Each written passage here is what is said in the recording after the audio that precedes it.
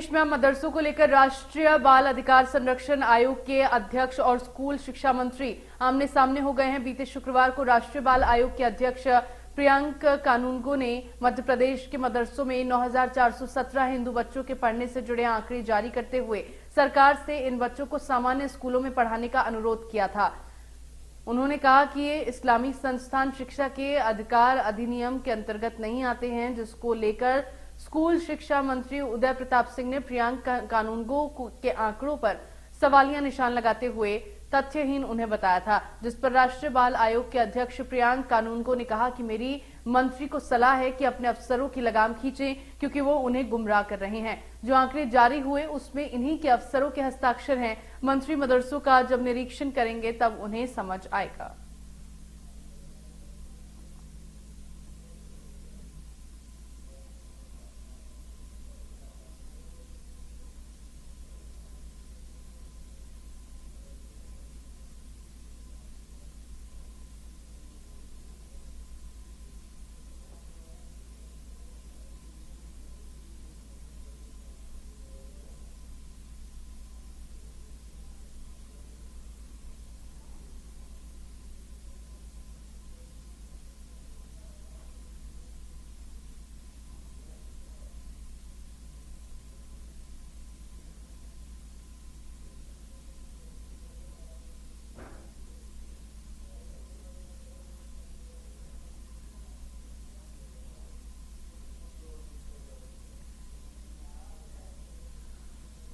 और खबर पर ज्यादा जानकारी के लिए संवाददाता वैभव गुप्ता मेरे साथ भोपाल से लाइव जुड़ गए हैं। वैभव, थोड़ा विस्तार से मामले को पूरा समझाइएगा और फिलहाल क्या अपडेट है वो भी बताइएगा।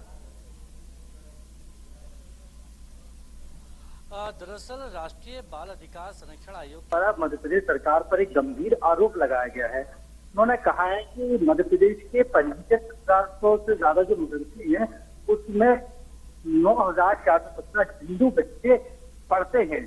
तो उन्होंने एक अनुरोध किया है मध्य प्रदेश सरकार से कि जो बच्चे जो हिंदू बच्चे मदरसों में पढ़ रहे हैं इन्हें वहां से निकालकर सामान्य स्कूलों में इनका दाखिला कराया जाए। दरअसल जो शिक्षा का अधिकार अधिनियम है उसकी एक धारा है जिसके चलते जो मदरसे होते हैं वो जो नियम होते हैं उसकी में शामिल नहीं होते हैं।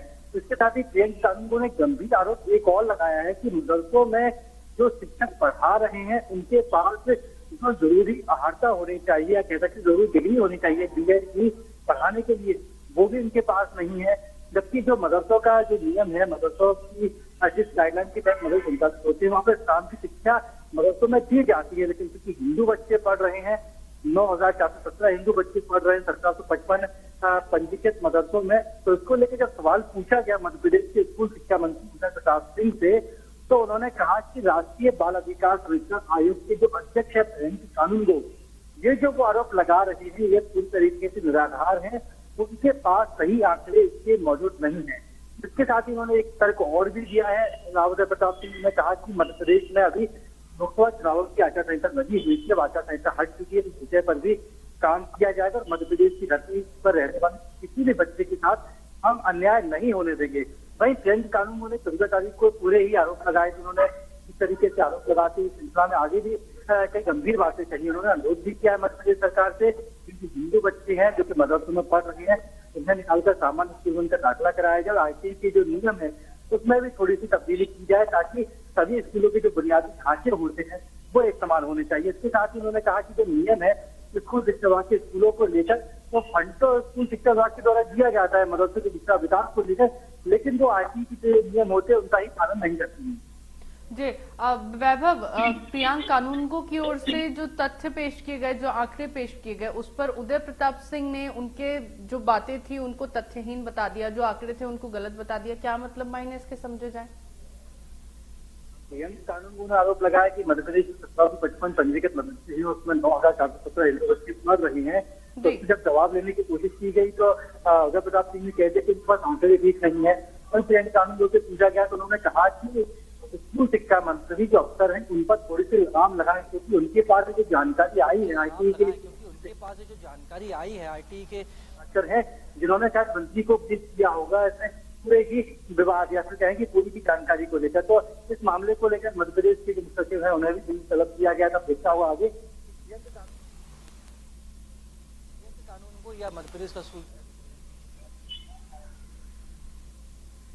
ठीक है, अब मंत्री जी की ओर से इस मामले में कार्रवाई किए जाने की बात कही जा रही है। क्या बताया गया है कि कब तक कार्रवाई होगी? जो हिंदू बच्चे मदरसों में पढ़ रहे हैं वहां से उनको कब तक निकाला जाएगा? इसको लेकर कोई जानकारी मंत्री जी की ओर से दी गई है?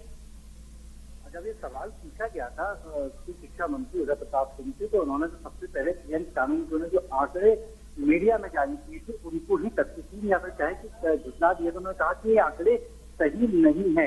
एक बात और भी कही थी, उन्होंने कहा कि आचार संहिता के चलते इस विषय पर काम नहीं हो पाए। संदेश है कि विश्व चुनाव की आचार संहिता भी लगी हुई थी, अब आचार संहिता चूंकि खत्म हो चुकी, तब इस विषय पर काम भी करेंगे।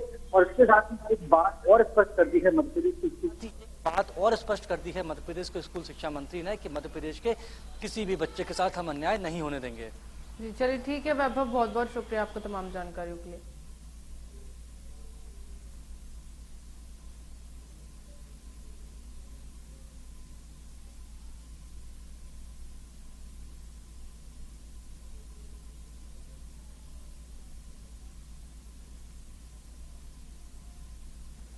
तो स्कूल शिक्षा मंत्री उदय प्रताप सिंह ने क्या कहा है वो आपको बताते हैं, और प्रियंक कानूनगो ने क्या बात कही है वो भी आपको बताते हैं। स्कूल शिक्षा मंत्री उदय प्रताप सिंह ने प्रियंक कानूनगो के जो आंकड़े हैं उन पर सवालिया निशान खड़े किए हैं। सवालिया निशान लगाते हुए उन्हें तथ्यहीन बताया है। उन्होंने कहा है कि वो आंकड़े जारी करने से पहले अपडेट नहीं थे।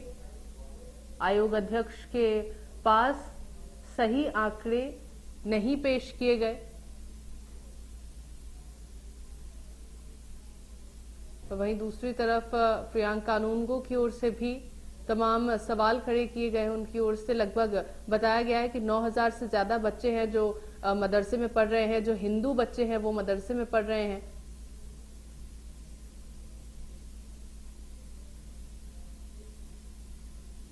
उन्होंने मंत्री जी से इन तमाम बच्चों को उस मदरसे से निकाले जाने की बात कही है।